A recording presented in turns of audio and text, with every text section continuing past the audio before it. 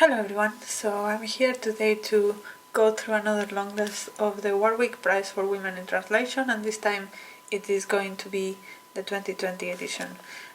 In the 2020 long list there were 16 books and I have read 13 of them. I have not read 3 of them. The first one is Isabella by Isabella de Morra, which I think it is poetry and I think it's out of print. It was really difficult to get.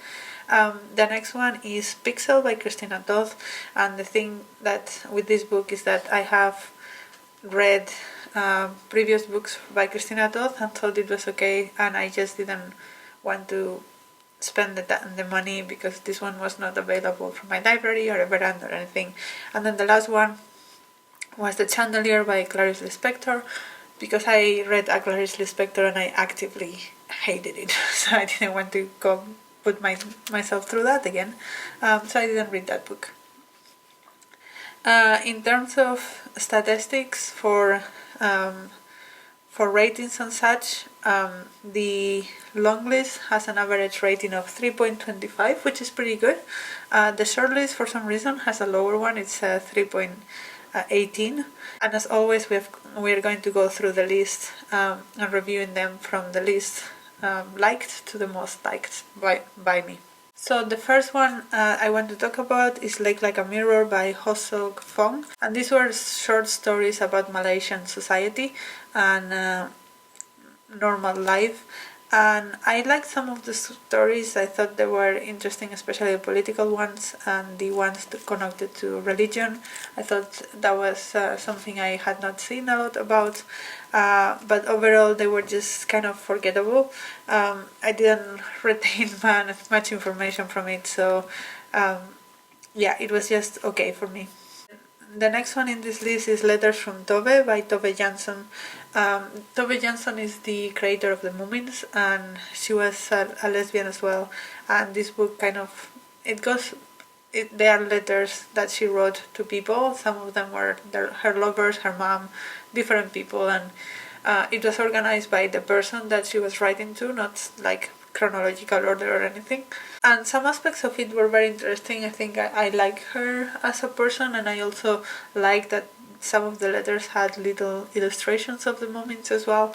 But yeah, I think I liked the first third of the book, and after that it's a really long book and it just felt very repetitive, and it kind of felt like this was just for Moomins fans and not for the rest of us. One in the list is 13 Months of Sunrise by Raina Mamoun. This was a collection of poetry, short stories as well, and again, similar to the first one, this was kind of forgettable. Nothing stood out too much, so yeah, the writing was fine. I guess it was better than like a Mirror to me, but that's why it's a bit higher, but the stories are equally forgettable for me. Next one in the list is Happiness as Such by Natalia Ginzburg, and this was about a man that he's from Italy and he leaves to England, and then his sort of relationship with Italy and with his family and with the politics in there. It was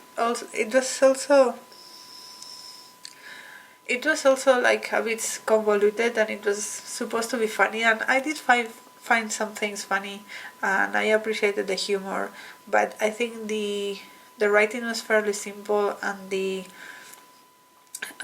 relationships felt fairly weak, and I just didn't feel like this was stand out for me in any way. The next one in my list is The Way Through the Woods by Longlist, and this is about a Malaysian woman that meets a Norwegian man, and they get married, and then her husband suddenly dies, and then her life is completely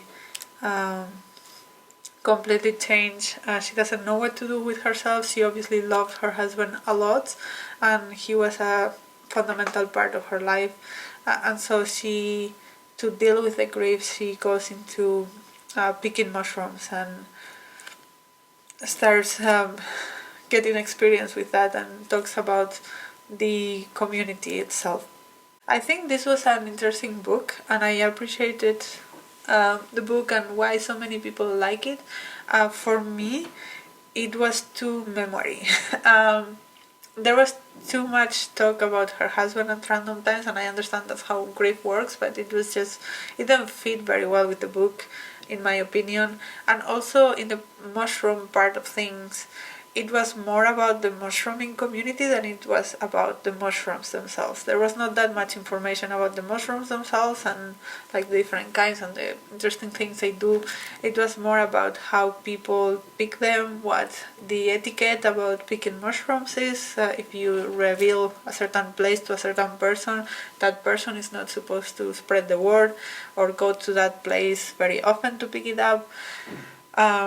Things like what is the etiquette with how to store the mushrooms you pick, things like what happens when you find a very rare mushroom and what are the consequences of that in the community, stuff like that. It was about the community, it was not about the mushrooms. And maybe it was my expectations, but I expected more for the mushrooms, and so I was a bit disappointed by this book. I don't think it's about book, but it was just like not what I expected at all. And the next one in this list is Vivian by Krisztina Hesselholt, and this is about Vivian, which was a photographer in New York, I think. And this book is narrated by different people in her life and herself as well, and it kind of tries to bring light to some aspects of her life that are less known. And the topic in particular didn't blow my mind or anything, but I really liked the narration style. I think it was doing something different. It was funny, the way that there was kind of a back and forth between the different narrators of the different parts.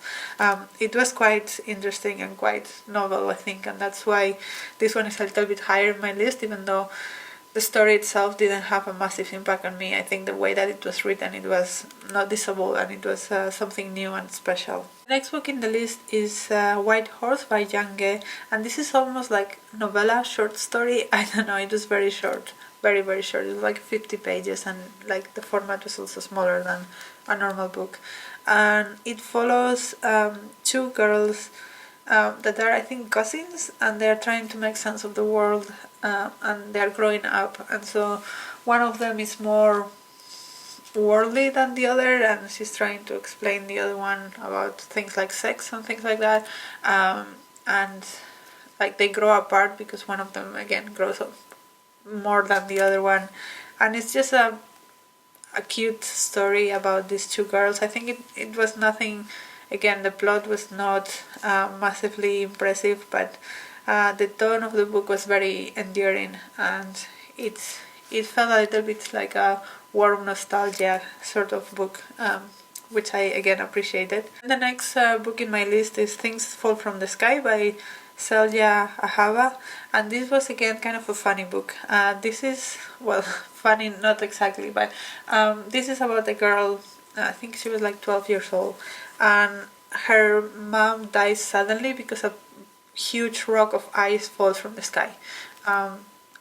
The book explains a bit about the physics of exactly how common and how actually that can happen, from things like the water that planes exit throughout the flight that might like become ice, and if it's close enough to the earth it can just fall, and so the story starts when this huge block of ice falls into the mom of this girl and she dies, and the rest of the book kind of follows the family coming to terms with it. The dad is a little bit dysfunctional after that, and she's also just not understanding why this happens, and then it goes into explorations of luck and what luck is, and bad luck, good luck, and how good luck, like seemingly good luck, can also end up being bad luck. It talked about this girl, this woman that won the lottery 5 times, and how horrible her life was because everyone wanted something from her and she couldn't have real friends anymore, for example, stuff like that. There were some interesting touches to it, and I think Yeah, it was interesting and I enjoyed it, but it also felt a little bit quirky and unserious, which is fine, but maybe not my preferred reading experience. The next one in my list is Summer of Reckoning by Marion Brunet, and this is sold as a mystery novel. I don't think it is a mystery novel. I think it's very clear what's gonna happen from the beginning, but there is a murder, sort of. There's a crime in it, and it's the center of the book, but it's not like trying to solve it. It's pretty clear. But basically, what this book is about, there is this girl, I think she was like 13 or 14, and she comes to her house one day and she's pregnant, and her dad wants revenge, and he wants to find the boy that did that, and he has a lot of prejudices in terms of religion and stuff about the different boys that could be, and he thinks it's someone because of their background, and it's also interesting because the dad of this girl is Spanish in France, and he has also experienced racism himself, and it's interesting to see how that goes down in the generation. But I found the dynamics quite interesting, and the way that the different nationalities and the different racial profiling that goes on in the book, I think that was very well done. As a reading experience, all the characters are very unlikable, and that personally takes away from my enjoyment to a certain extent. But I think as a book it was quite well done. Then the next book in this list is Dependency by Tove Ditlevsen, and this is the third book in the Copenhagen trilogy. I read the whole trilogy in one go, and this like standing is reflective of the whole thing more than one of them, because I read it as a book, so it's very difficult for me to separate one part from the other of the trilogy. But this trilogy follows the life of Tove Ditlevsen, who was quite poor when she was growing up, and then she found out that she really liked writing poetry, and when she was like 18, 19, she left home and tried to make a living out of it, and she seemed to be very good, so she started making a living. But then she also had several husbands, and she doesn't seem to know what she wants from men, and in the third book it's mostly about her last husband, who was not her last husband, but like the last husband in the stories, that was fairly abusive to her. He kept saying that she was sick and kept giving her morphine, and so she became addicted, and yeah, it was quite grim. I found the whole thing quite shocking, because I don't know, maybe it's just me, but by the time that these characters, are not only Tove but her friends as well, by the time they were 25, it seemed that they had married and divorced 3 or 4 times, and this is like the 70s, so I was quite surprised, and everyone seemed to do drugs and everything. I mean, no judging, but I just didn't expect that narration to be the thing. But yeah, I did find the exploration of especially the abuse and the drug addiction quite enlightening. I think it was very well done in that part. Then the next one in my list is Abigail by Magda Szabó, and this one is about a girl called Gina who she lived with her dad and like a governess, because her mom had died, and when the Second World War breaks, her dad needs to work on the war, and the governess that she had is French, so she has to go back to her country because they are not welcome where they are in Hungary. and so she is sent to this boarding school, very religious boarding school, and at first she hates it there. She doesn't like how strict everything is, but as she gets used to the place, she made some friends, and there is this statue in the school that is called Abigail, and you're supposed to write your issues in a small piece of paper and give it to the statue, put it next to the statue, and then you will get an answer on how to solve it. And so Abigail starts doing things for her and other students, and especially for, it's never like outwardly mentioned, but the Jewish students might have been in trouble, and so, for example, Abigail does like remove all of the records that they are Jewish from the school, like someone steals all those records, things like that.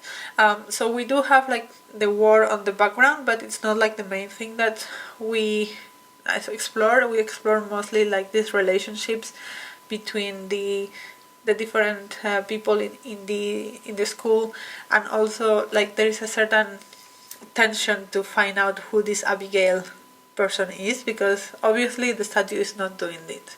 The girls don't believe that the statue is doing it, so they have all these theories about who could actually be behind Abigail, and it Magda Szabó is so good at writing this kind of thing. The tension, she's a master of it. The relationships, amazing. I did like it a little bit less than The Door, maybe because it was a little bit more, I don't know, maybe less focused and less psychological, but still I really enjoyed the book. Then the next book in the list is The Adventures of China Iron by Gabriela Cabezón Camara. I think this book is amazing. So this is about a woman that leaves her husband and joins her friend in a caravan sort of a situation, just going through the Pampa in Argentina and meeting different people there and like enriching her life experience. It's very rompy and it's very like nonsensical at times. What impressed me about this book the most is how much of a role language has in the story. Like the jokes and the play of words is beyond anything I have seen, and it's translated. And every time that I was reading this book, I was like, I don't know how the translator managed to translate this properly. Like it feels so well translated. It's amazing. I think it must have been really difficult to have all this wordplay going on in a different language. It's also queer, very queer, and I also appreciated that. And I just thought it was very interesting and very enjoyable and very unlike things that I have read before. And then the one that I've put as number one in my list, which was also the winner of this year, was The Eighth Life by Nino Hartishvili. This is a huge epic novel about this family in Georgia in like the 40s, 50s, 60s, 70s until like current time. It's mostly focusing on the Stalin era and when Stalin joined in Georgia into the USSR. It's never like outwardly mentioned that it is him, but he plays a role in the story, and it's about the relationships of the different family members. There is one woman that is lesbian and she's struggling with that. There is another woman that like has these relationships with power, and it kind of is a story that is told to the granddaughter of the family, which is like real time person, and it goes back and forth a little bit, but it's mostly about the family saga and the story.